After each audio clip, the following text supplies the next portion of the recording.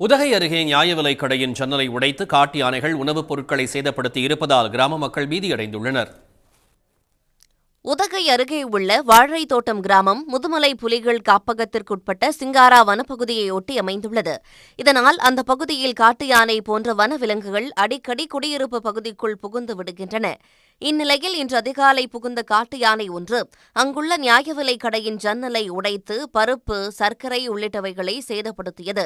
சத்தம் கேட்டு பீதியடைந்த கிராம மக்கள் நீண்ட போராட்டத்துக்கு பின் அதை விரட்டியடித்தனர்.